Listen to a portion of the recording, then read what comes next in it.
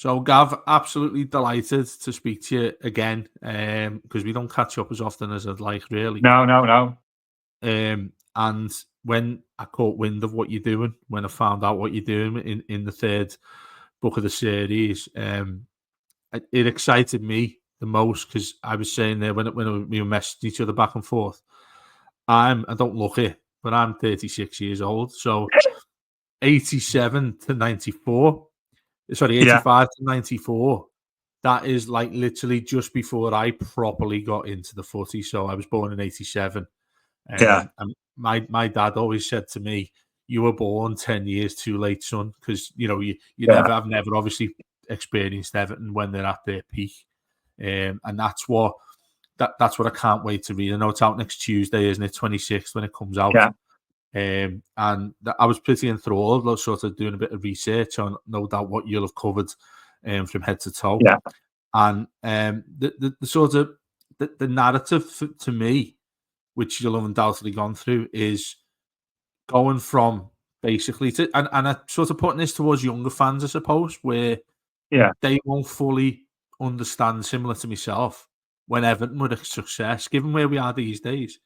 You can't really understand that. You can't really think, do you know what? No. Everton were great at one point, because it's all well and good finding out the history of it as we do, but living it like you have is a whole different, like you said, a whole different ball game there. When you initially started putting it together, with it being the third of the series, what you've written, what was initially where you've began with in 85? Yeah, well, I think we need to go back a little bit first. The third of the series, so it's the story of John Moores at Everton, who is the Litwoods founder, biggest private company in Britain, and the three books. I never intended them as a trilogy, but go from 60 to 94.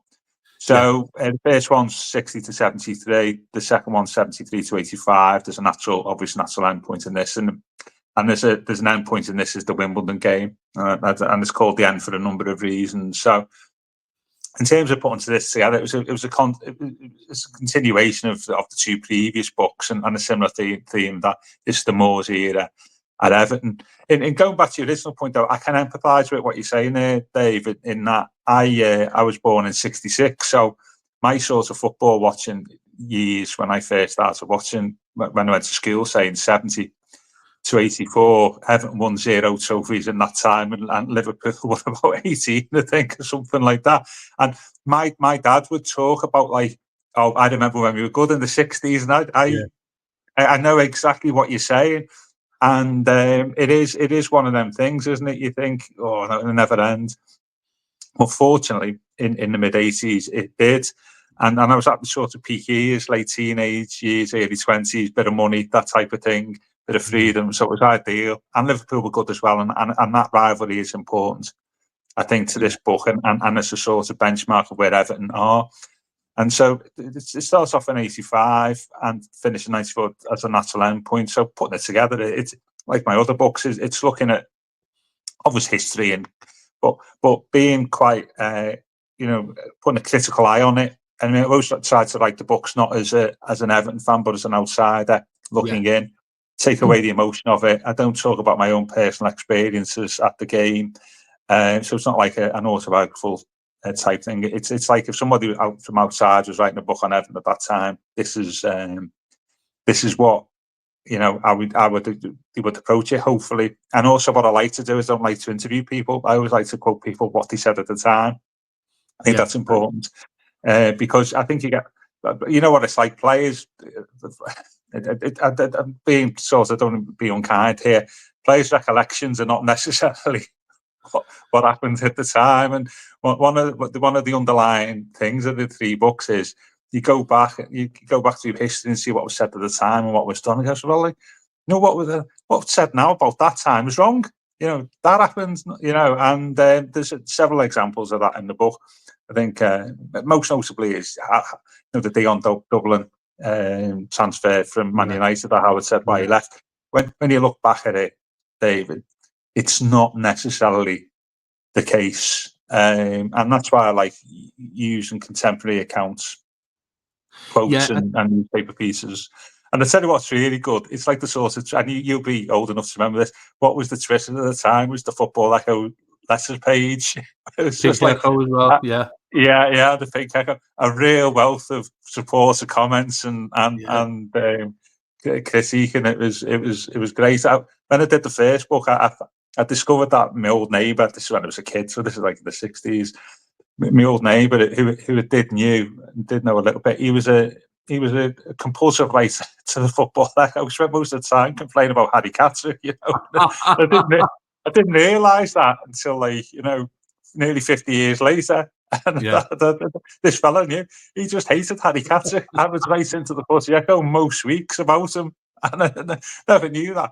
So so that's a general thing and the approach you're taking over the years, writing books.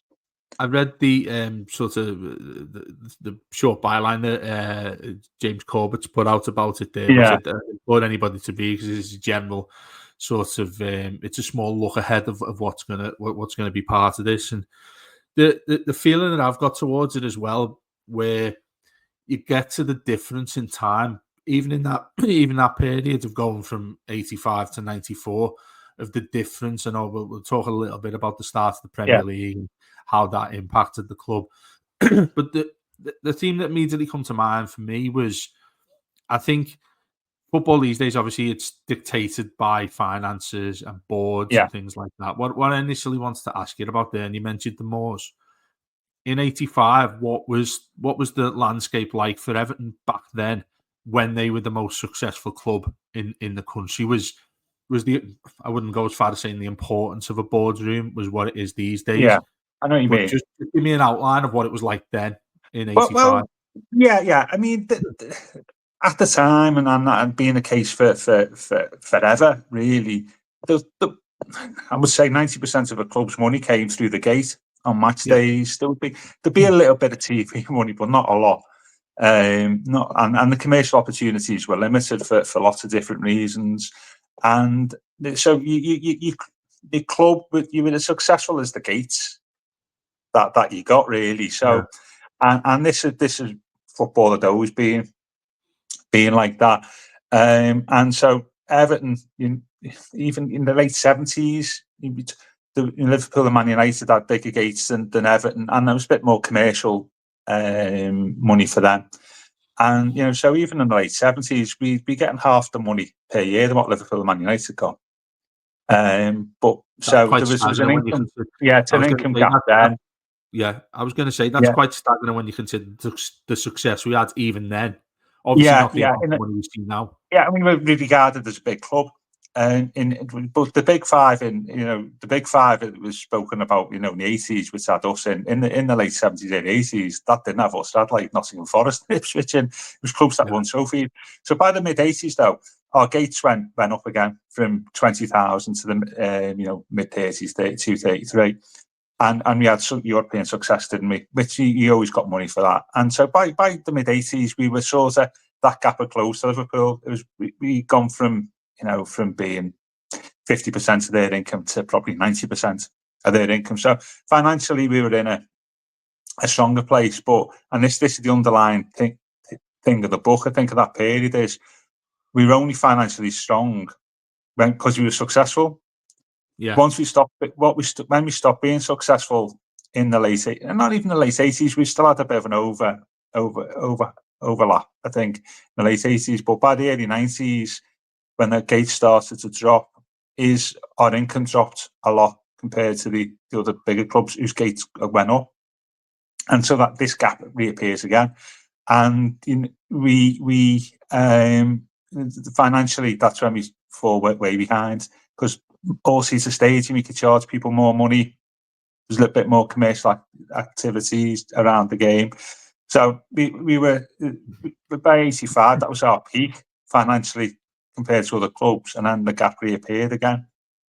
And there's lots of reasons for that, which I speak about in the book. But 85 financially, we're okay. I mean, but boardroom level, when you just won 2 trophies, so on the board, it was fine the way the club was run. It's the late 80s when it starts to fall apart a bit. I mean, talk about Philip Carter's role. He became Football League president, and I think the damaging effect he had that role whilst being Everton chairman. And I think he had wider ambitions within the game, which meant he took the eye off the day job at Everton. And he, when things were changing in the game, Carter was too interested in his wider ambitions. And when he left, he got sacked as Football League president, the first one, which is a long story. And he said, and it was quite telling, he said, I'll now have to go back to the job of supporting Everton. Well, that was your job. That's your job anyway. Exactly. Philip, Doesn't sound like you're a general Evertonian, that does it? Oh, I've got to go back to this. And he well, he's Glaswegian, wasn't he? But he was in that close association with the club. But there was something that didn't ring true about that, and it was also reflected in his relationship with Colin Harvey. I think he had obviously a strong relationship with Howard, but I think he should have been looking after Colin a lot more. He was a new manager who never filled the post before, and I think that proved damaging. And then we may as well continue the boardroom theme. We get to the early 90s, and then we have Dr. David Marsh comes in, who's a golfer. So when people with business acumen in the boardroom, we've got a golfer who's a GP who said, I quote this in the book, and this is a bit worrying. He goes, I like to go to as many games as possible when they coincide with golfing dinners. He's the chairman of the club, and so that financial, that when you like the likes of Arsenal and Spurs, you've got access to real clout, a lot of commerce in the early 90s. We've got a golfer and GP who's chairman. And we find it really difficult, I think, to get outside money in, because we haven't got the national and international support of Manchester United and Liverpool, and we haven't got the access to commerce and sponsorship that Arsenal and Tottenham got, because they live in London, and also, as we know, wealthier fans. And so they called us the Big Five, but we weren't really we only there in happenstance, I think, in the mid-80s. Because we were successful. Once we stopped being successful, like say 92, 93, Everton, Liverpool had similar seasons. Liverpool averaged 40,000, Everton averaged 20. And so that's the underlying theme of the book, really, from going from A to B, is how the game's changing and how Everton's position in the game's changing, because we go from being successful to not being successful, and that creates a gap. And once that happens, and we all know when, later on, once that wealth gap, gets wider and wider, you can't pull it back. And this is the whole period here is when that started. You could get it back in the 70s because it was only relatively small. But in when it goes from the early 90s to the late 90s and into the 21st century, it becomes very difficult. And then you've got big owners coming in, haven't you? Yeah. We had it in this period, didn't we? This is the period when Jack Walker walks into Blackburn with Kenny and John Hall at Newcastle with Kevin Keegan. And we were constantly looking for outside investments as a club. And that's why the ownership we felt in 94 would change a bit, but that's for another day with Peter Johnson. But that's from A to B, that's the underlying thread, I think, in the book. And I do a wrap-up chapter at the end, which sort of says what happens in the Moores era from 60 to 94, because Moores dies in the 93-94 season. That's one of the reasons why it's called The End. Is how that explains why we are where we are now, about what happens in those 34 years. And so I do a big wrap-up chapter at the end that talks about that. When you refer to the boards, and that's the reason I asked the question, really, is like it just seemed like out of sight, out of mind back in the mid-80s, given the financial things that you implied when we first started talking about that question I asked there. Was it just gradually, you mentioned that sort of that connection from A to B from 85 to 94. Were they very much on the back burner, like behind the scenes? You wouldn't really see much of the financial side of clubs from them, and then you gradually see them grow. No, absolutely. Nobody knew about club finances ever. Yeah. I mean, you get an article in the Echo after the annual general meeting every year. Everton last year, had a profit of, it'd be like £100,000 or something, or a loss, and that's what you get. And you wouldn't hear it for the rest of the season. You get it in, say, in the 80s when the economic decline. You'd hear about it a lot more because money was tight within football.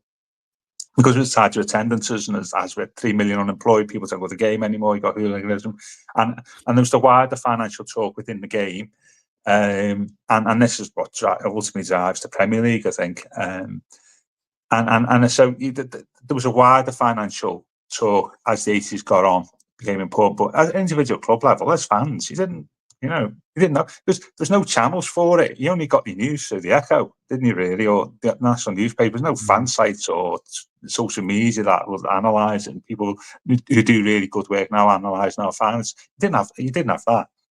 And so it was very, and people didn't understand it. It was very much, and this is just a general thing, isn't it? Really, is the club was what happens on the pitch for people. Yeah, that was it.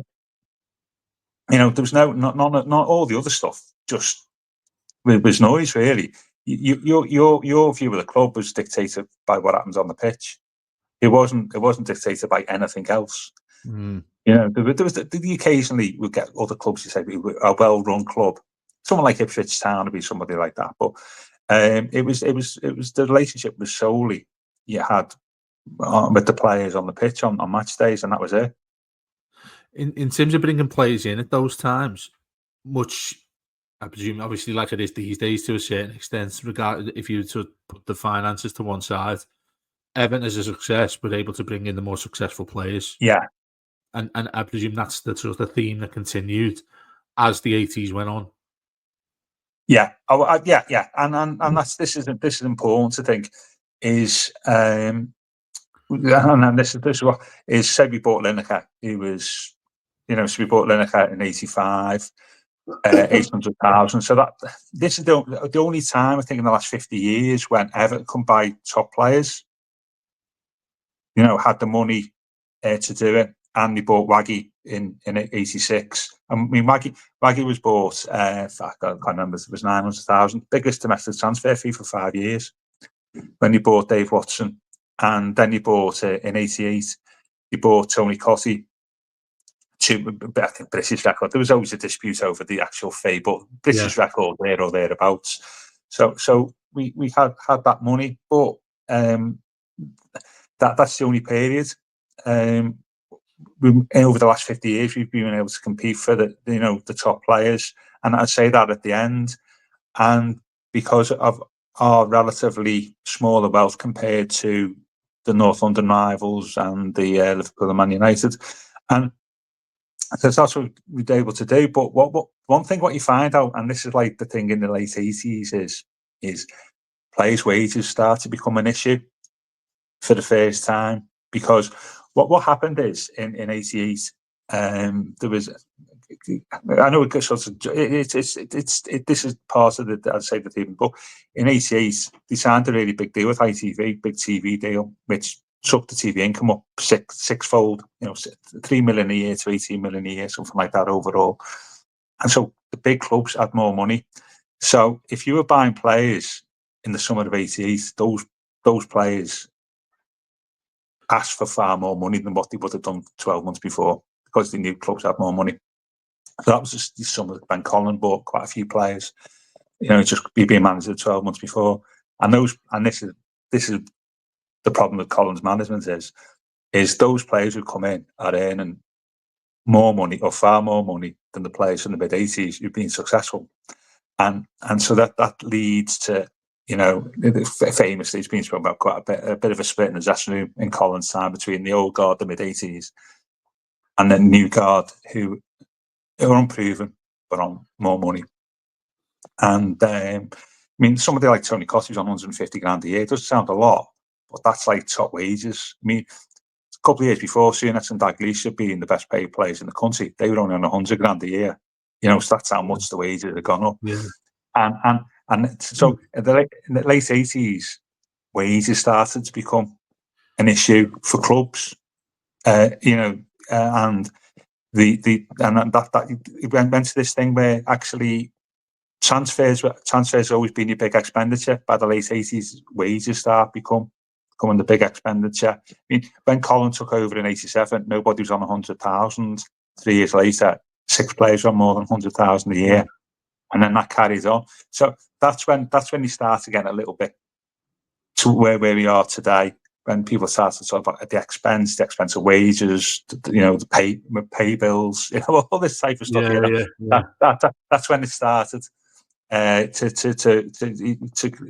be covered in newspaper articles and stuff. And for the first time, you heard what players were on, which you never ever heard before. Yeah. So I mean, I don't know what Bob would be on in the late 70s.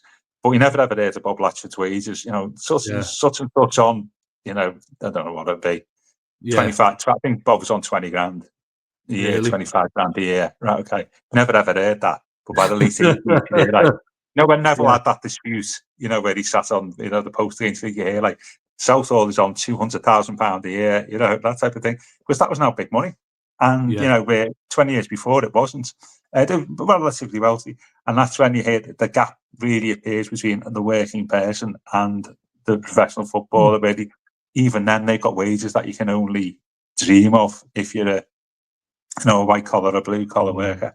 And it's so that this is when they start changing. This is when we morph into the game.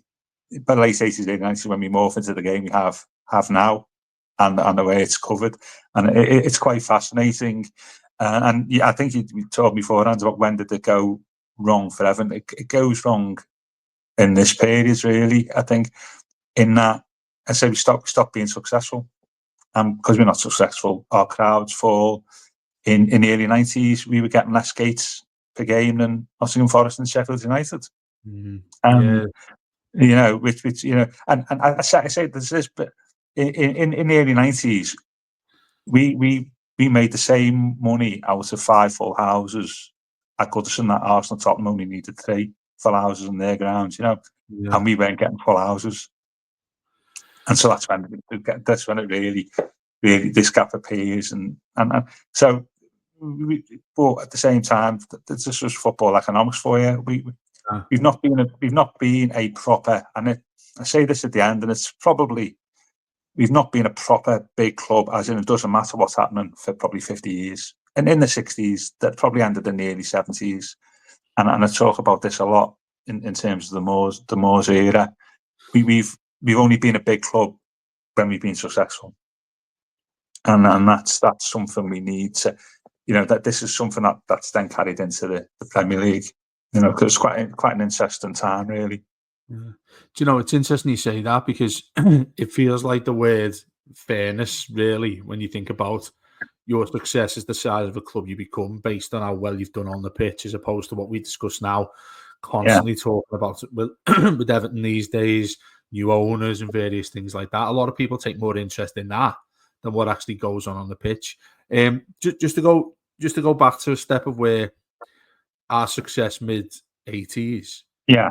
And then I wanted to ask how much of a emphasis you've put towards Heysel, which is obviously very contentious issue amongst Reds, Blues, all that.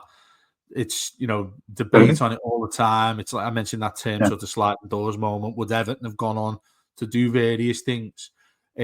How did you find yourself addressing that side of things in terms of what the club became from that, and what's your perspective on that in the book? I think the historical perspective now is completely different to the contemporary perspective then. Obviously, it was an awful tragedy, and I don't really talk about that because it's not a place to really. I only talk about the impact of it. Though people need to remember that actually we weren't banned because of Heysel. We were banned. The ban for Heysel was because of a long series of events over 15 years involving English fans abroad, both at club level and international level. So it wasn't Heysel in it. If Heysel had just been an isolated incident and there'd never been any trouble before, Liverpool would have been the club who would have been punished. effectively what UEFA had just got totally now browned off with the number of incidents involving English clubs abroad going back to the early 70s. And so it was a culmination of things. So it wasn't just Liverpool. There was a riot by Aston Villa fans at Anderlecht in 1982. There was a bit of a not a riot, but there was loads of trouble inside the ground. They thought Villa would only get through most of the Europe. And UEFA said at that time, if this happens again, we will look at sanctioning English clubs. And that's what they said in 82. So they was good to their word. And so the Heysel wasn't necessarily, the ban wasn't necessarily down to Liverpool. Yeah, it was the straw that broke the camel's back, I think, but it wasn't solely because Heysel. But either way, I can see why Everton fans get. No, it's probably not the right word. It's, before Heysel we were playing in Europe. After Heysel we weren't playing in Europe, so I sort of get that. But people need to understand it's a long process. So in terms of, the feeling was, Dave, that actually. Yeah, but we'll be back. The feeling was it would only be a year, the ban, and so there wasn't a lot of There wasn't a lot of we're banned from Europe, but there wasn't we're going down the tubes, we're banned from Europe. This has caused it. That wasn't necessarily the case. The feeling of it really, it only became an issue. I think probably the late 80s, early 90s, and it was more about the playing standards, certainly in English football, I think, and the damaging impact of not playing in regular European football. People spoke about it in that context. Well, I think it took maybe a decade, 5-10 years to realise the impact of the ban. But I say in the book, I still think it's a bit of a red herring or a blue herring, as it were. Yeah. In that, I get the impact on Everton not being able to play in the European Cup. I get that, but the decline of the team afterwards wasn't really due to that. People say, don't they? Oh, the team fell apart. Everybody moved well. Yeah. Right. Okay. 3 years after Heysel, every member of the team that started the games against Man United, the 5-0, was still at Everton. That was 3 years after Heysel. That's 1988. It's a common myth, that, isn't it? So they're all there. They're all there. Trevor didn't go to 89. 4 years later. Gary Stevens went because he had other issues. So the players that went, it was just a natural, movement of players that happens when play. Then when you're late 20s, mid late 20s, because of the money, started to look elsewhere, other horizons. That's when they could get a big deal, to end their career on. And so there was a natural movement of players. Peter Reid was too old. Andy Gray went anyway. He was old. All the players were still there. Really, baseball got injured. Kevin Sheedy was still there in 1992. Sharpie was still there in 91. Kevin Black was still there in 92. Now, so it's a myth, total myth that it was just a natural. The team broke up because of just that teams break up. Teams last about 3 or 4 years. That's the cycle. If you watch, look at Liverpool's teams in the 70s and 80s, Ferguson's teams at Man United. You look at the team 4 year, over a 4 year gap. Okay, there'd be players there who are still there, but there'd be lots of players who've just moved on, and there's a natural turnover, and that's what happened to Everton. It wasn't due to Heysel. I think where it was damaging to the club and a touch into the players was because of the European ban in the late 80s. If you're not winning the title, you're not getting into Europe. So I think when you knew you weren't going to win the title, if you were 4th or 5th, I think things went a bit stale. Yeah. And I think that can breed a little bit of, complacency. What's your ambition? You can't get in Europe. And I think that damage, especially when you've been used to winning titles, you sort of lose a little bit of motivation. And I think that was the damaging aspect of it. Where I say Liverpool in '87, they brought a load of new players in who had new ambitions. They'd not won anything in their careers, so I think that was probably the damaging thing about motivation and the ambition of players, diminishing during the campaign because they weren't going to win the title. But a good manager, I think, would have. If ultimately this is like Howard leaving, isn't it? This what you know. If Howard had not left in '87, we probably wouldn't be having this discussion, because I think he was at the top of the game as a manager, and he would have managed that. And that's the other myth about Howard left because of Europe. It may have come. I mean, Howard left Bilbao; they'd finished sixth from bottom of the Spanish league. You know, they weren't in Europe. You know, and I talk quite a bit about Howard in '87. I think it's quite a fascinating little piece. Lots of stuff in there that are relatively unknown, not in the public eye, about what was going on behind the scenes. And I think there was lots of reasons why Howard left, and to go to Bilbao, which is just a bit of a mad move, isn't it? Really, it was a bit like Howard's the most wanted man in Europe, manager in Europe, but once a man in Europe, if Interpol after him, and you know, Howard the Jackal, and and the most wanted manager in Europe, and it turns up at Bilbao, historically like Everton, a historically significant club. That's recent success, but they're not Atletico, Real Madrid, or Barcelona, are they? Or indeed Atletico Madrid, who I think Howard probably would have went to if he didn't go to Bilbao, and because he's spoken with Atletico Madrid. And I think Howard would have managed it out at the end of the 80s, really. But Howard went for lots of different reasons. I think, as I say in the book, money came into it, because he was getting more money at Bilbao, and Howard was a bit disingenuous about it, really. He said, "Oh, Everton offered me the same deal, but the problem is in Spain you're paying 20% tax, and in England you're paying 60% tax, and you've got a gold handshake." So I think he wouldn't have gone to Bilbao for the same take-home money as Everton. He would have gone to Bilbao. He went to Bilbao because the money made the difference. Though there's still an attraction there for him, he wouldn't have. He'd have to be financially worth as well. Whereas, I say in the book, he probably would have gone to Barcelona for what he was, less money than what he was on at Everton. And was that point? I think that's sorry, I was important. just going to say the sort of post-revisionist would. I mean, I think it's fascinating you've said that, because the aspects of what we've spoken to now completely staggered me in terms of what you've had people generally talk about. Your average fan these days who was of that era would tell you different ideas about this. And in the book, like we started with then, much more different to your fan perspective. It's a factual one and a researchable one when you've interviewed people from in and around the time. The next thing about Howard, and obviously Howard's a massive part of this, and mentioned in your previous books as well. Do you know, when you get onto him here in 87, the thing I want to ask you here, which is you sort of alluded to then, is when he ends up moving on, was there aside from the finances and various things that you referred to there, why he ultimately decides to leave Everton after winning the league? I mean, that'd be an obvious question for those who wouldn't know that nowadays. I think so. There was lots of reasons. I think, going back to what I was saying before, is that natural 3 or 4 year cycle of the team was ending, really.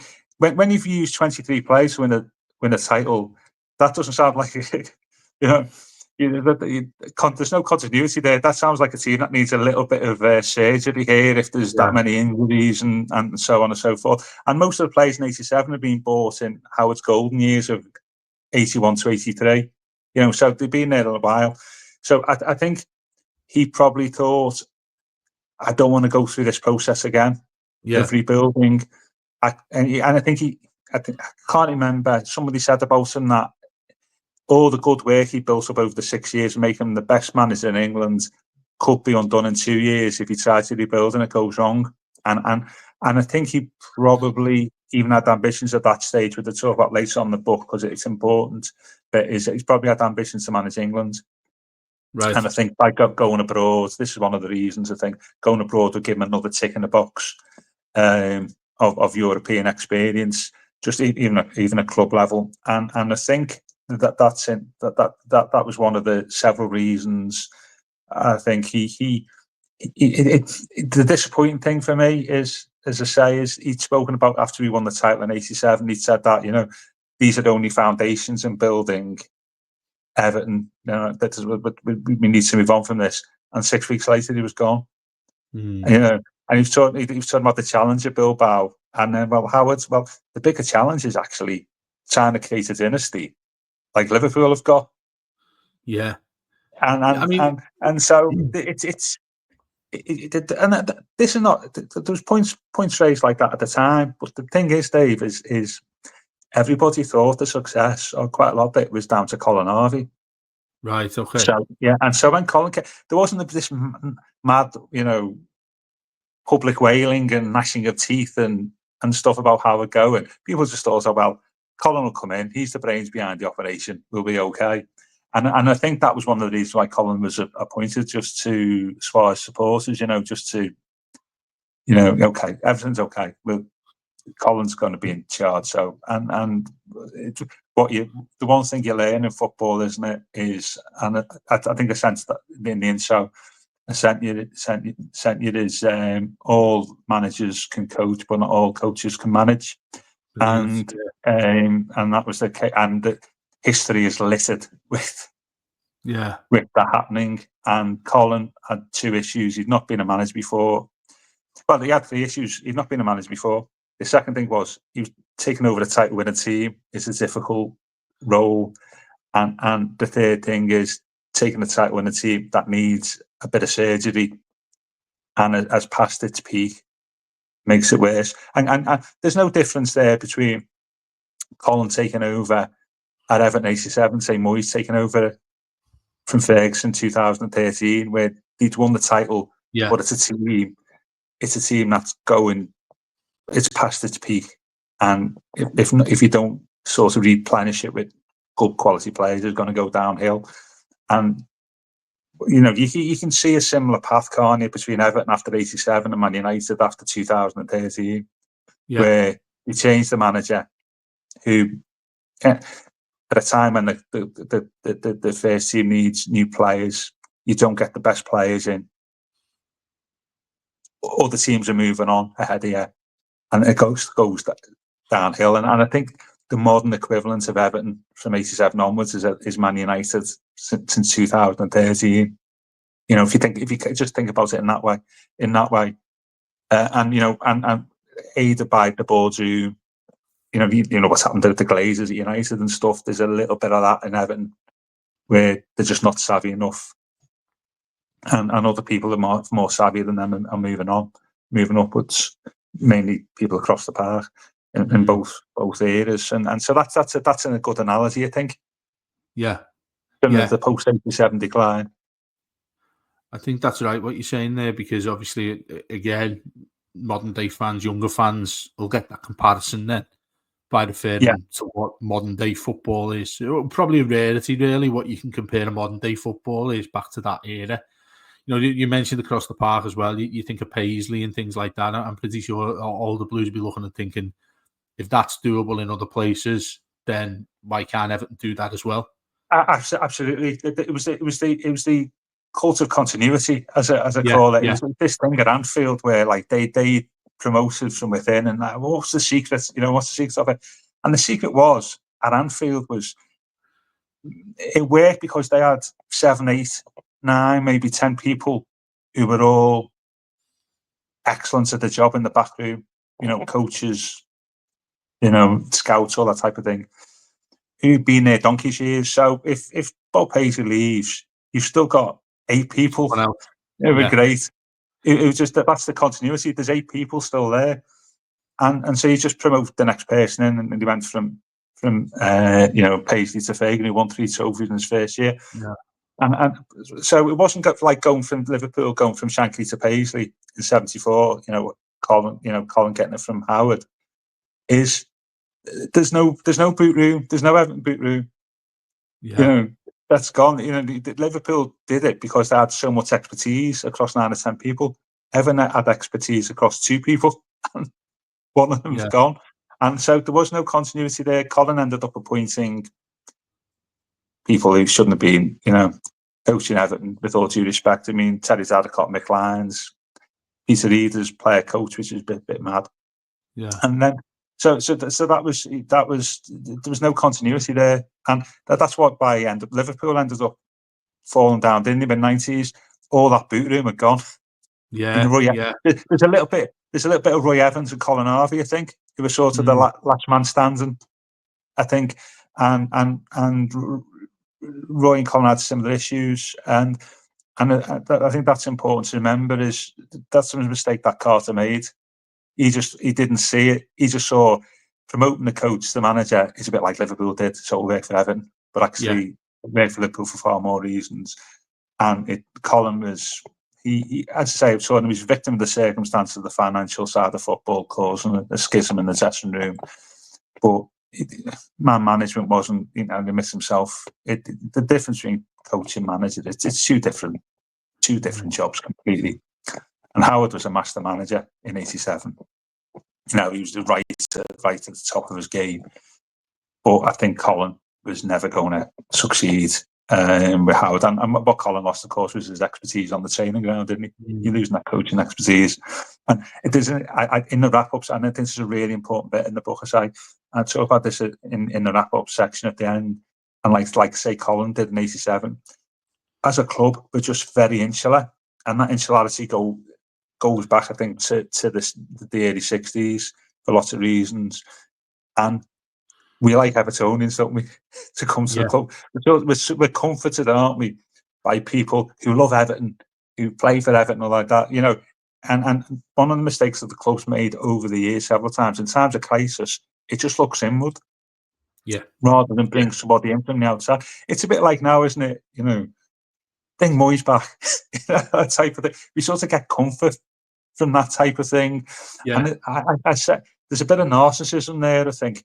Evertonians know best, we're the best, blah, blah, blah. And Colin in '87, a prime example of that, he just appointed a load of Everton players as coaches. Well, actually, Don Howe was available. He was a great coach before, in '87, who Colin respected a lot. Why don't bring Don Howe in? Bring somebody in from outside to challenge.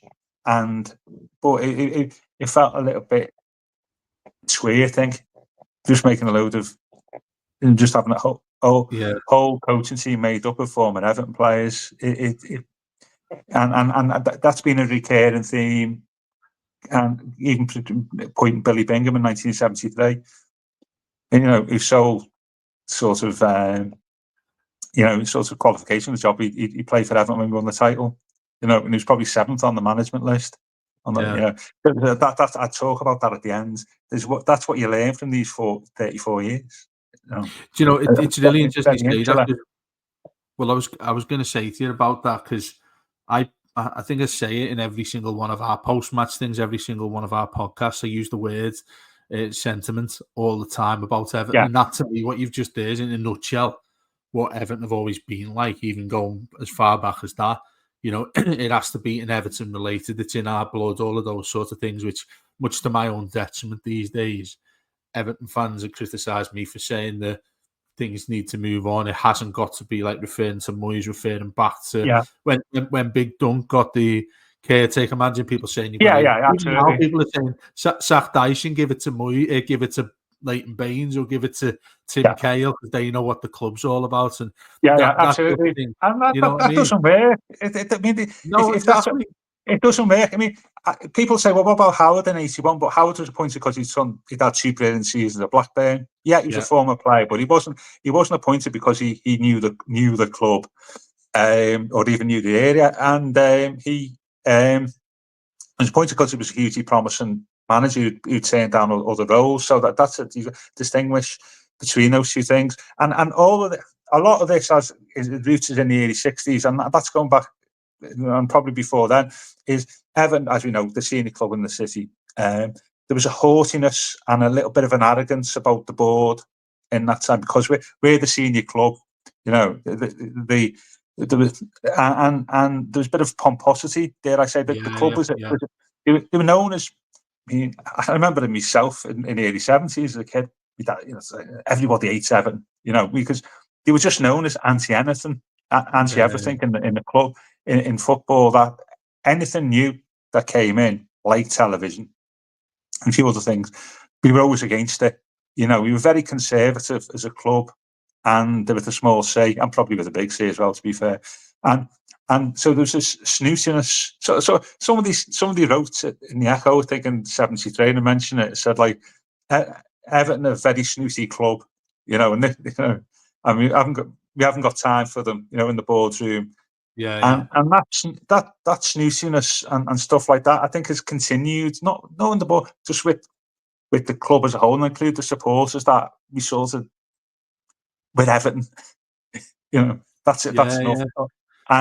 And that those roots go back to the early '60s, and we were very insular then, and I still think we're very insular now. And I sort of understand it as well. I think we get comfort from it, don't we? I think. Well, the other thing about you mentioned that as well. It's like the detriment, but we're to our detriment to an extent. There, absolutely. What we've gone into. I want to move on to Colin, because this when things go rapidly on the decline there. Do you have, looking back on it, sympathy towards him? Absolutely. I know you referred to the fact that an assistant or a coach doesn't make a good manager.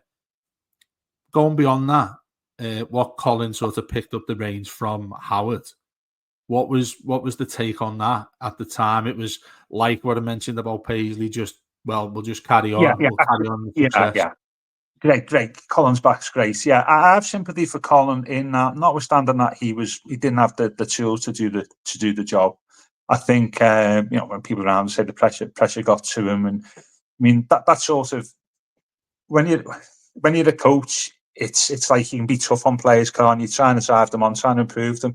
But when you're a manager, you need to be. There's a bit of light and shade there, isn't it? Yeah. It is. It's give and take.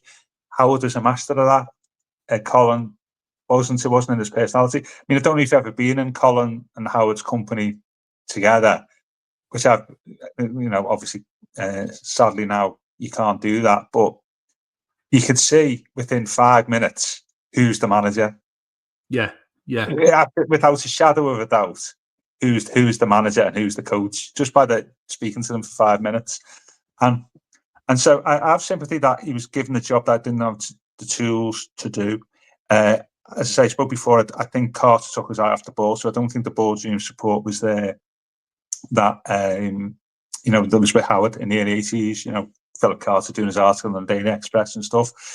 He was a victim of the circumstances of the changing of the game in terms of the wealth of players, and that causing a split in the dressing room. So there was 3 or 4 circumstances, and I think also as well, I think and this is sort of Howard's second spell. This became apparent, but even in the late '80s, is in the mid '80s, Howard only had to beat Liverpool.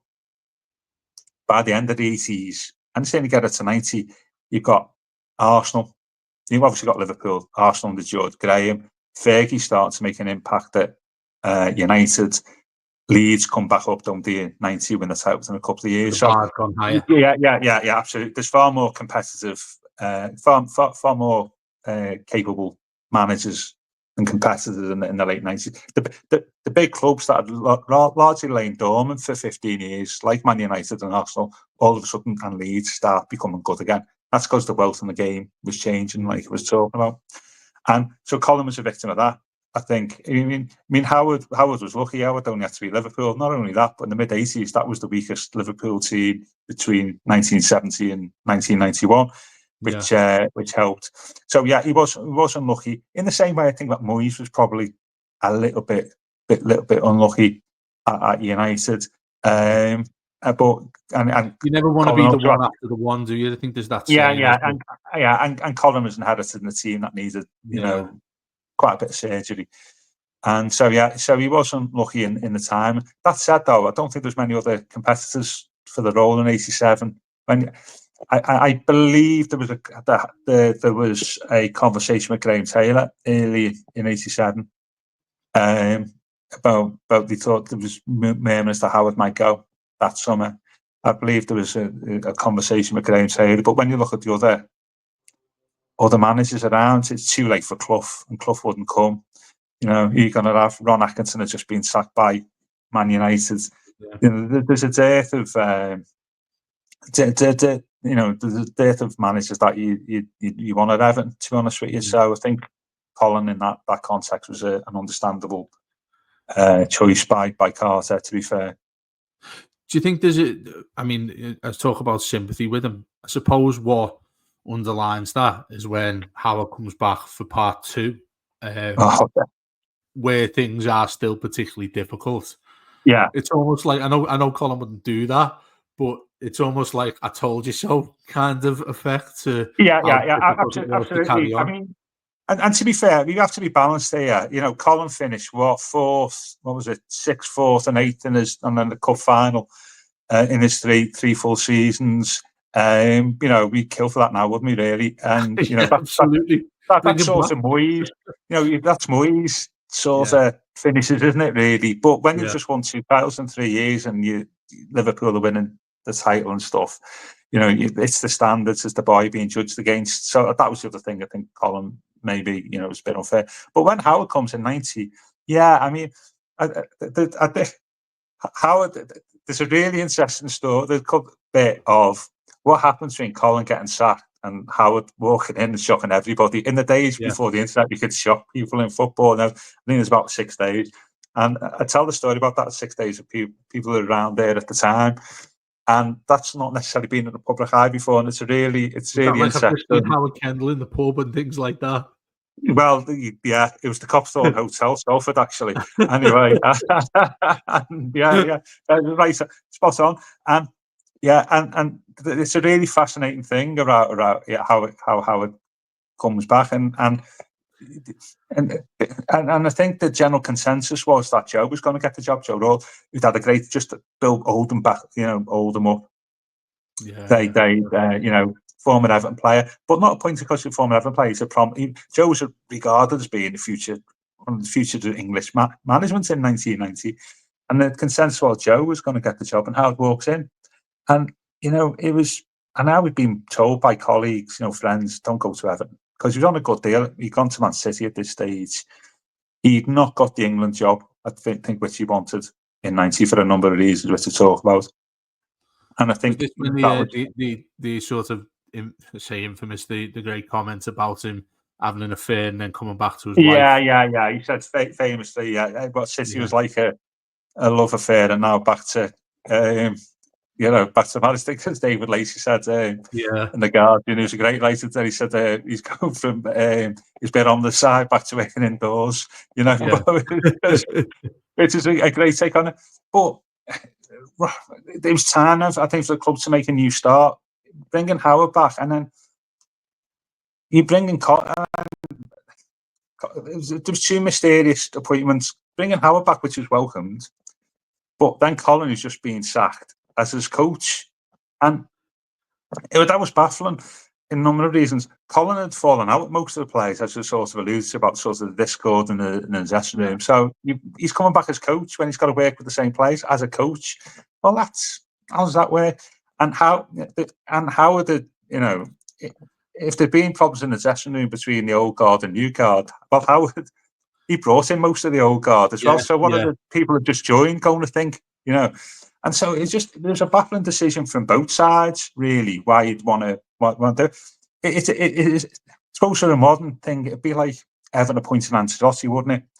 In that it didn't make sense from either party, really. Everton didn't need a manager like Ancelotti, who was used to managing, dare I say, massive global clubs. And Ancelotti had never worked with players like he was going to work with Everton compared to what he worked with before. And that's about the closest analogy you can. We're both parties. Yeah. It's baffling why you do it. And that's what it was in 90.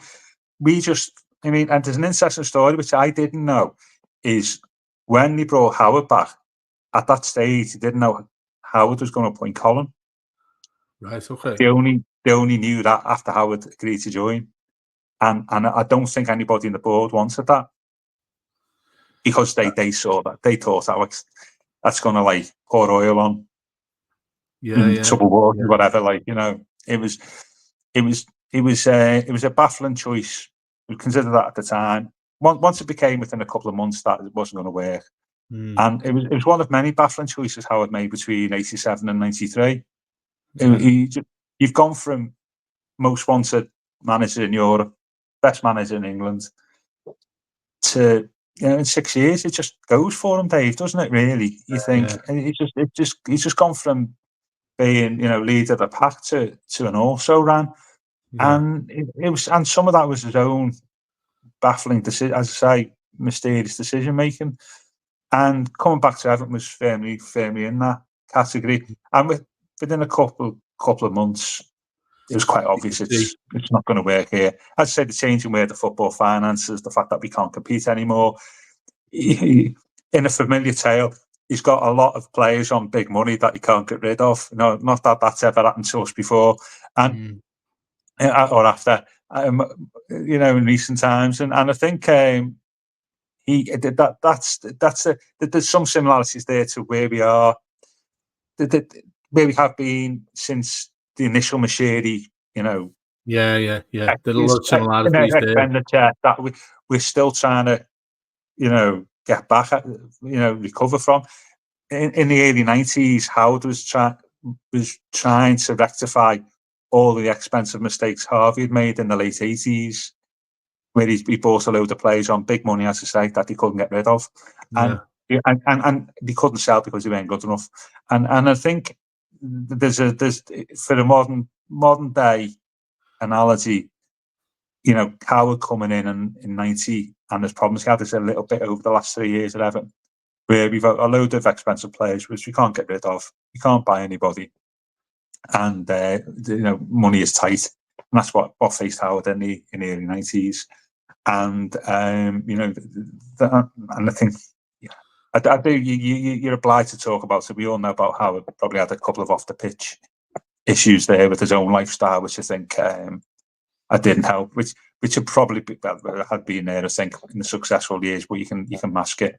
When he's successful, I think it becomes a problem in the early 90s when they're no longer being successful. And I touch upon that a little bit. And as I said, the game was changing. His man management style that he had, in the mid 80s, the band of brothers, and all get down to the pub, and we'll all bond in the pub. Yeah. By the early 90s, those society was changing. Players were changing. They had more money. They wanted to protect their salaries by prolonging their careers. Greater accent on fitness, and those man management tools that he had that worked effectively in the early mid 80s didn't work anymore. And money changes people, doesn't it, Dave? Their attitudes. It gives people power, and Howard's power in the dressing room in the early 90s wasn't the same as what it was in the mid 80s because of the money aspect. I tell you, I had the same problem soon as when he came back to Liverpool as manager in 91. I remember him saying, and he come back at the same time as Howard, really similar circumstances, is he said that when he saw players in training, they didn't have the hunger that the players that he played with, we were all winners, had it's gone. And Ronnie Whelan was I played with Souness, but we still live when Souness came back. And he said to Ronnie Whelan, put a few tackles in and stuff. He said, I can do that, boss, but it's changed. He says, why? I said, it's the money people are on now. Yeah. Don't care as much. And I think that was the problem Howard had in the early 90s. And that's what money does. I think, apart from to the very best players who've got that desire and hunger just to be successful, and the quality, I think that was his team in the mid 80s was what Alan Borley would say would be a character team. Okay, really good players, but a team based on character. I think from 90 onwards, it wasn't enough to be a character team. You had to have quality, and because of the money, that character largely disappeared, I think. And and you see the successful teams from the early 90s onwards, they're not character teams, are they? The teams with quality players who've got desire and hunger, who are well managed.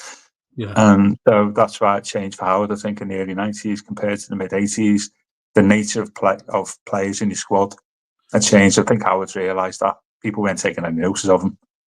I think, in the dressing room like they used to, and I think that was one of the reasons why he left. I think he felt that that it had changed, and I don't think Howard as a manager was flexible enough to, in terms of his management style. He was always a little bit of a one-dimensional manager, Howard, and then his playing style as well. And I think that was one of the reasons why it didn't work after '94. Still a great manager. Still a great manager. Yeah, the title-winning team in '87, and which I know we've not touched on, which we start the book with. That was one of the great feats of management in English football history. You shouldn't win titles using 23 players.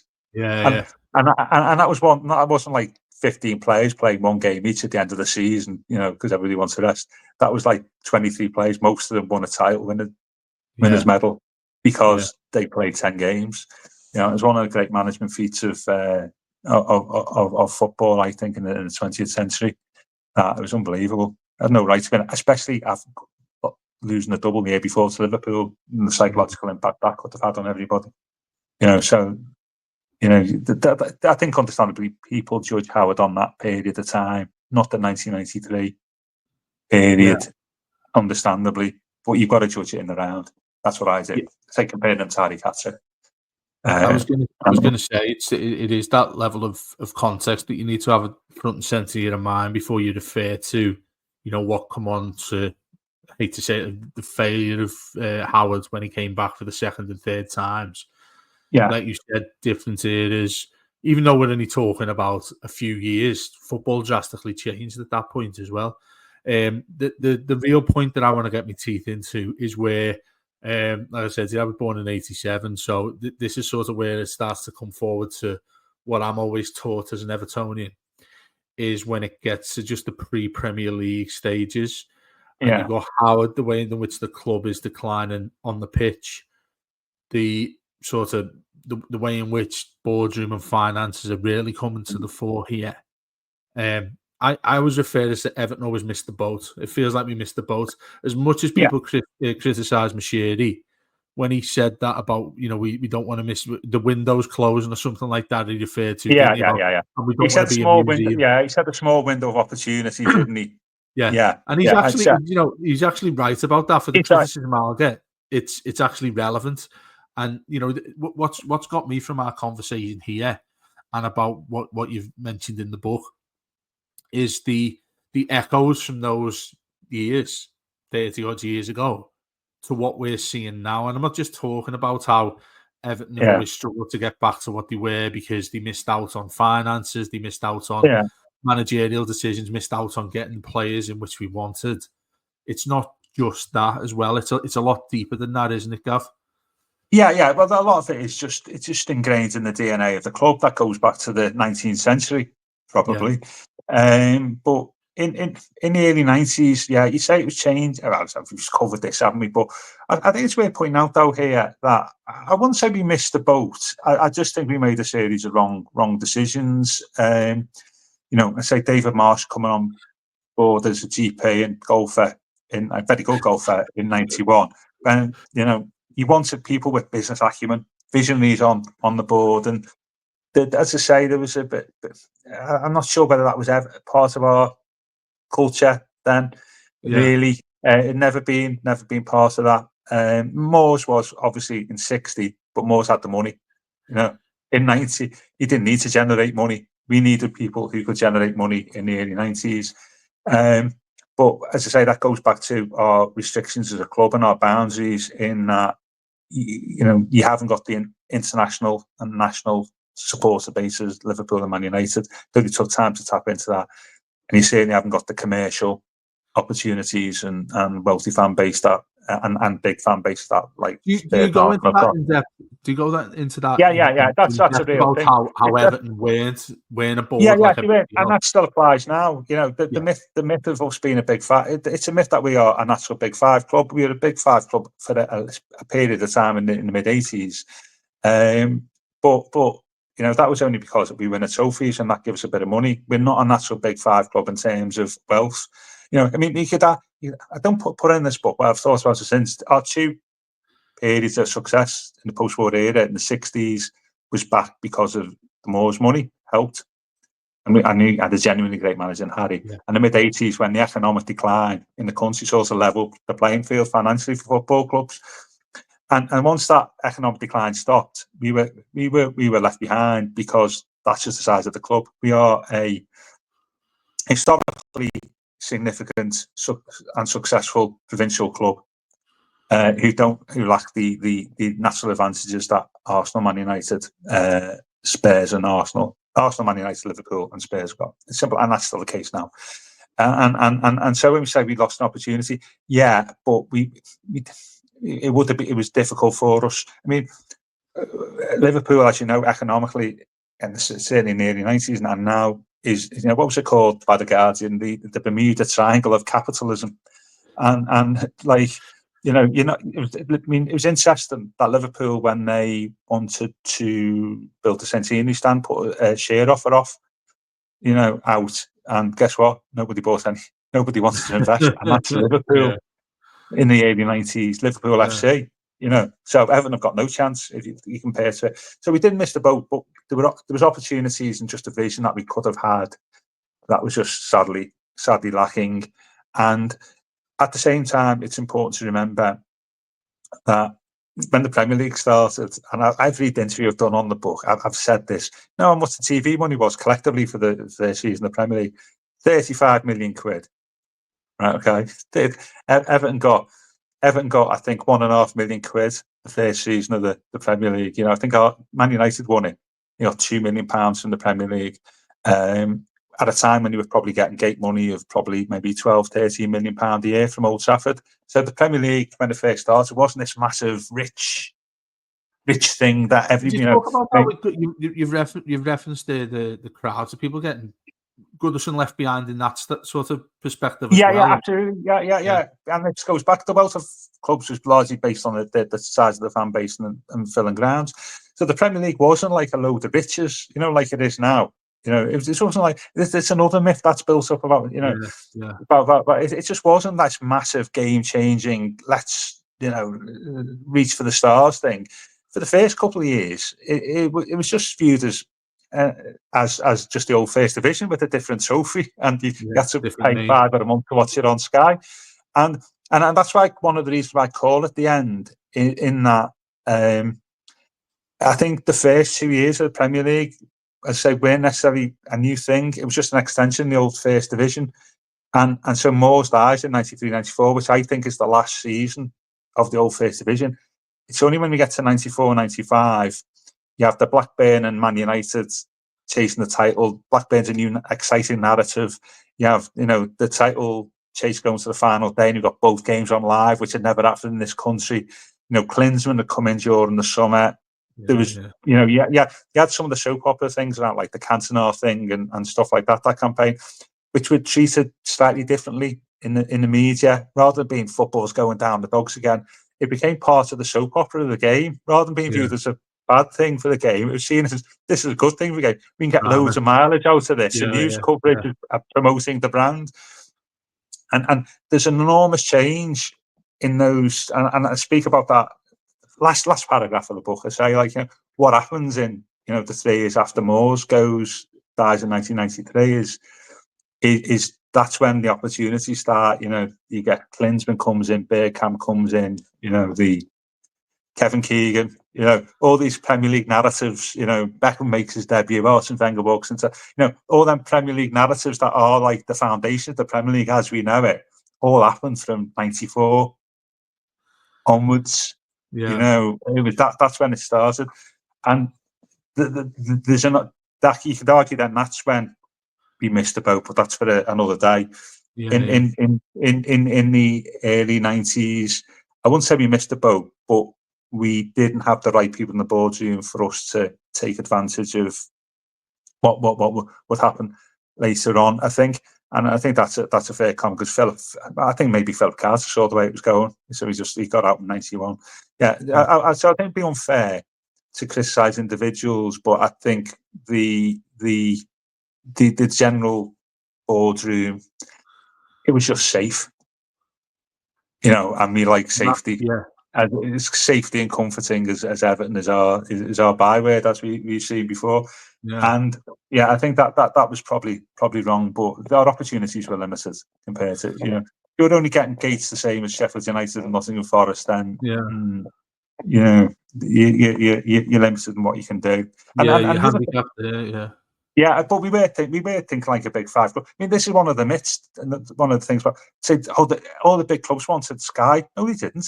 Big clubs wanted to go with ITV because ITV's coverage was stayed said. And but yourself, if you probably a little bit before your time, what's on ITV when they had the contract from 87 onwards to 92, 88 onwards to 92, they were only interested for advertising. They only wanted the big clubs on. Man United, Liverpool, Everton, Arsenal. And so when they offered the deal in 92, it was heavily weighted towards the big clubs. So they all voted with ITV. To go with ITV.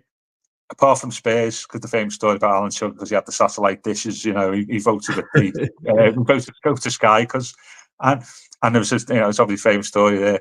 And they got outvoted, the big clubs got outvoted by all the other clubs because although Sky were offering just a little bit more money, it was a big risk, big business risk, but there was more games. Sky said we're going to be more equal the way the clubs are covered, so they saw, he could, better for them, for some of the smaller clubs in the league. I can't say that, can you, these days, smaller clubs. And the more coverage for them, and the money would be distributed fairly between the 20 clubs, rather than ITV, which was going to give the money to the big clubs. So all the big clubs want to go with ITV, didn't want to go with Sky. People think it was just they all want to go with Sky. No, they did, because they wanted to go with ITV because you get more money off them. It was the smaller clubs who wanted to go with Sky, and because there was more of them, they outvoted. And the big, the likes of Everton and Liverpool, and there's that irony, isn't it? And I say that in the book, that the big five or whatever has fought so hard for the Premier League to start. When it gets there, they get what they want. They then get outvoted. Yeah. They then ultimately lose a battle over something that they'd wanted to start. And Everton were in that category. And I think, that's another myth. The impact of Sky when it started, and that all the big clubs want to go to Sky. No, they didn't. They wanted on terrestrial telly because they got more on advertising. 8 or 9 million people watching a game. You're gonna get more. You're gonna get more money commercially than £500,000 on Sky. And so that's another myth. And either way, we sort of got a little bit left behind, which we do talk about. But I think that's later in the decade when that starts kicking. There was one thing, and I don't think it's by mistake. We missed out the tiny bit with Mike Walker there. The most infamous, and probably a reason we spent about a couple of minutes on him. Yeah. When he ended up getting in, we paid a lot of money for him, didn't we, to get in? And a fine to the Premier League as well for not poaching. I can't remember an illegal approach. I can't remember the phrasing. Yeah, and the other thing as well, we need to, and this is really important, the way thing is 93, 94, after Moore's died, we have this takeover battle between Ken Wright and Bill Kenwright's consortium and Peter Johnson, who was obviously the Tranmere chairman, Park Foods, very wealthy man. And, we have this takeover battle, how it goes, and then, this probably rings true, you've got a takeover battle and you're trying to know whether to sack the manager, or bring somebody new in and who's going to do that and stuff, So, one thing you learn from Dave is, in football, the same thing happened regularly. Yeah. There's never nothing new in football. I say in the book, I'm going off on a tangent, but it's important. There's a quote in the book, a European Super League is going to happen. Real Madrid want it, Barcelona want it. It's just a question of which other clubs will go in with them for the European Super League. When that was in the Liverpool Echo in June 1960. Yeah, and it sort of goes back to that sort of theme that we've talked about. How things sort of reflect. It just repeats itself, and there's when Walker comes in, the whole atmosphere is very similar over the last 18 months at Everton. Yeah, You know, we've had takeover battles, potential owners, and that affects people on the pitch. And you know, and I think whether Walker was a compromise appointment between the board, you know, the Bill Kenwright consortium and the Peter Johnson consortium. Because I think if Bill had taken over at that time, I think Howard would have come back. To be honest with you, because Bill was involved in Howard coming back in '90. I think Howard would have come back, and Walker, I think, was a compromise appointment, though generally welcome because his knowledge teams have done well, but it falls apart quite quickly, doesn't it? And I end up in the book talking about, you know, the Wimbledon game and all that went on around it, and subsequently, you know, the Wimbledon game, the noise around it carried on through several court cases in the years that followed, which I speak about regarding Hans Sagers and one or two others, and so it was a lot more than it was a bit surreal, wasn't it? The Wimbledon game, you got like no park end, yeah, the Wimbledon coach had been torched, you know, on the evening before, and you know, I watched the game again as part of the research, and this is so I think it's a little bit symbolic of that 34-year journey, that phrase journey is, you know, you're playing Wimbledon. Obviously, then you've got the court cases that followed, which I'd say obliged to talk about, and that was a bit of surreal, wasn't it, around that game as well. But I think the frightening thing is when you look at the Wimbledon game is now, which I've done, and it's symbolic, I think, the way things have gone over the previous 34 years is Wimbledon weren't even a football club and Moors had taken over. They've only been a football club in 17 years. And you look at their team on the day and you're thinking, like, none of our players, apart from Southall, is getting in their team because they were a really good team. They finished sixth that year. Joe Kinnear just won Manager of the Month for March and April. He'd beaten easily Man United and Blackburn, who were the top two teams.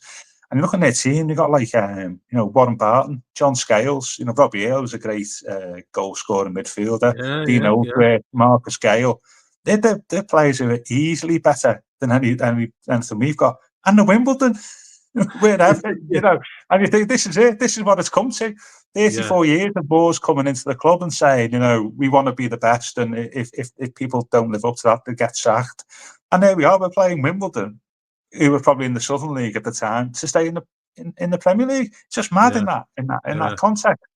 Absolutely. And you know, we don't need to talk about it now. We all know what happened in the game, and it was a bit scary, wasn't it? But it sort of symbolised in many different ways the story of the club in the 34 years, where we've gone to what we wanted in '60, what Moors wanted in '60, and what we had in '94. There's a total irony there that we could end up in '94 being thrown out of the very competition that we were one of the orchestrators of in the previous 4 or 5 years. And because the Premier League was formed at Goodison Park, by the way, in 1991. People don't know that. The founder meeting for the Premier League, yeah. Phil Carter chaired it, and so so there's an irony there. But so I say that's the end of the '94 bit, but I do a really long chapter about Moors at the end, and how I've gone over the 34 years, and as I say, how that influences, you know, the way we are now and the way we have been in your lifetime and time over the last 20, 30 years since '94. I know we're about to finish now, but I just wanted to ask you, in the sort of trilogy of books you've made, did you always have this in mind to go to this point? No. I originally just wanted to do one on the Harry Katsek years. Really? Yeah. And then it just, because that did well, got a lot of good feedback on that. It just felt a natural thing then to do it. And the way I tried to do it, it's fallen, as I say, more by accident than design. Is the first one, we start off being good in '60 because we win the title in '63. '73, we sack Katsik. We obviously start off from a low base in '73 and end up winning best team in Europe in '85.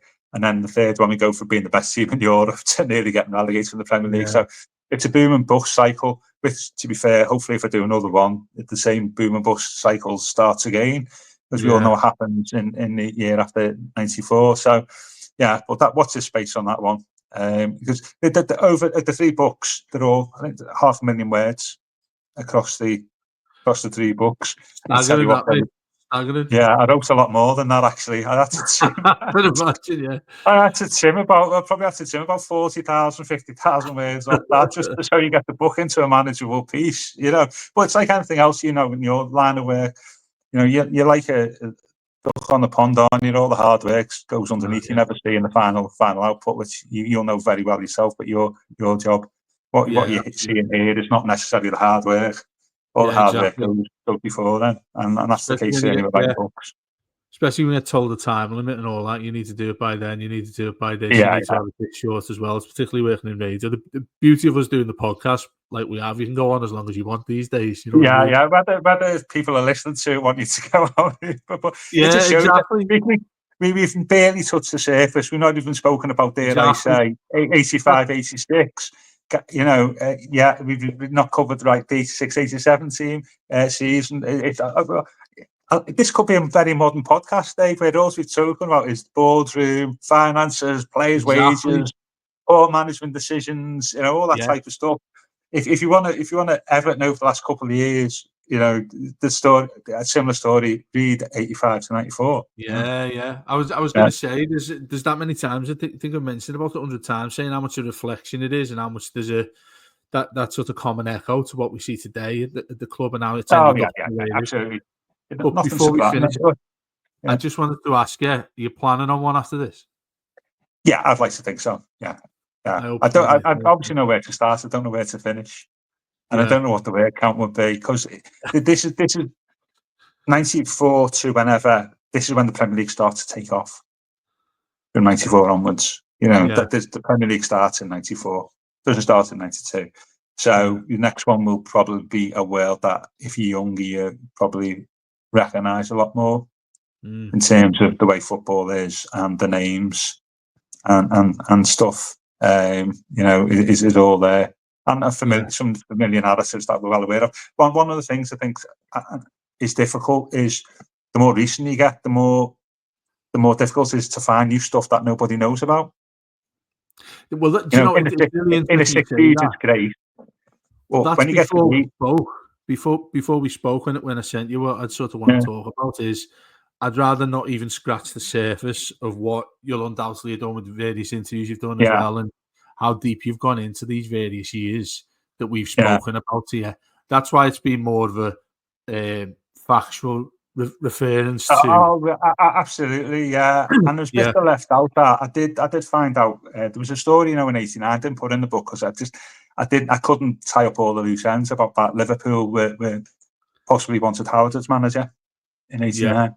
Yeah. Because they had a bit of an alleged fallout with Kenny, and it was difficult trying to tie the ends of that story up. It would have just been otherwise tabloid speculation. If it had left it in, you don't really want to do that. But that was an interesting. I spoke to the journalist who broke it, and it was one of these small bylines in the Sunday newspapers. That would be an interesting story. But the problem is now a lot of people who've passed on, who were involved at the time. Yeah, of course, yeah. So there's a big name manager that we spoke to in the summer of '90. Allegedly, I talk about that. One of the biggest names in the game. That's in there to take over from Colin. Yeah, in a meeting in Stockholm. And so there's good that there's still bits in there that I didn't know about, and I was there at the time. So that's good. It was great to find little nuggets, Yeah. Little nuggets. I didn't know that. Oh yeah, that's going in the book. I was going to say, as a writer and a journalistic side of things, it is about finding those things that you don't see as a common. Oh thing. Yeah. The thing you said to me in just over an hour here, as you'll have seen, people watching this on our YouTube sat there shaking my head, thinking I haven't got a clue about that. I didn't know that happened. Yeah. I love that. I tell you what, speaking to your mates and pub or something like that. Tell you what, I didn't know, X, Y, and Z. Like, really? Is that the case? Yeah. And that's and it's always good when there's people that are associated with the club. I was saying, I always love like John Moore trying to sign Ferenc Puskás, one of the greatest players in history. Yeah. And nobody knew that. Tried to sign him twice. It really is. I love that. It makes it all worthwhile. I was going to say, mate, that's where you'll sort of get the thrill of doing something like that, is telling people things that they didn't know. I mean, I think that's why I was so looking forward to this when I read the sort of what the bits and pieces that absolutely about it initially, and what you'd sent me there. I was like, I can't wait to get into these, because like I say to you, where it's the nostalgia for me getting into football just before that time, and the sort of stereotypes you hear about what football was going from the 80s to that early Premier League years. That's fascinating to me, because there are so many different things you hear from so many different stories people have that isn't factual of what you've explained there. And that's why we've sort of drifted a little bit on what I'm talking about in the financial side of things. But the book itself is going to cover on so many different facets of that. Oh, yeah, on the plane, there was actual football being played in this period. I don't know. Yeah, we did have some side players. That's exactly what I meant. You are right. You end up, certainly the last 4 or 5 years. Yeah. Just not right about football. Well, it's like the common theme we referred to here, how things come around in a full circle, don't we? Yeah, absolutely. It would have been, the amount of stuff you would have got for podcasts for the Blue Room. Yeah. No, imagine if Nev, if the Blue Room had been around when Nev had done the sit-down process in 1990. Yeah. What the mileage you would have got that on the Blue Room? We'd still doing it now. We'd still be doing it now. Yeah. You could have got a month out of that. Absolutely. So that's what's great, isn't it? And you know what? And I think sometimes scarcity, but less is more, isn't it? Sometimes the far more effective these things as a means of as a talking point. If at the time nobody was talking about it. Yeah, you know what I mean, in terms of podcasts and stuff. It gives you space, I think, to sort of form your own opinion. Yeah. But I think in the modern era in football, it's very difficult to have your own opinion, because there's so many different opinions, and we know about what social media like. But it's great, and and thanks very much. By the way, I'd like to say thanks very much for the great output you put out on the Blue Room. I always enjoy it. I always enjoy my Sunday morning. Is safe enough when I'm sort of getting ready for the day, listening to the pod about the previous games, previous day's performance. Yeah, there's normally some level of anger or something like that. Me and Les on a Monday morning. It's like reading your first newspaper of the week when me and Les are banging on about something or so. But mate, it's always a pleasure to catch up with you. Always a pleasure to talk.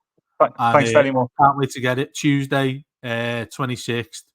Available in all the usual places. Usual places. Yeah, you know where it is these days. Yeah, absolutely. You can pre-order it now. I've done mine already. I've pre-ordered it. Yeah. So make sure because like you said, you've heard us talk about it there, but like I said, we haven't even touched the surface on the depth of the stories that you've come with, which is enhanced when you read your 2 previous books as well. And like you said there, mate, I've got my fingers crossed that you do one after this as well. But that's for another day to talk about. Yeah. And worth adding, you can get all 3, I think, for £50 off the Mount Vernon Publishing website, which is I worked out as £10,000. So 10,000 words for £1. So something like that.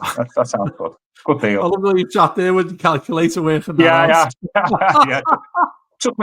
Took me a while, must show all workings at the bottom of the page, But, absolutely, mate. Absolutely. Yeah. You'll get someone who checks that out as well, mate, just to make sure you got it right. Absolutely.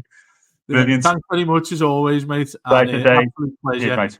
And no doubt we'll speak a load in the future as well. But like I said, I'll drop you the message and all that. We'd put it on the social and all that stuff, mate. And if there's anything you want to add to it, written wise, if you want me to put anything specific on all the social, just give me a shout and let me know.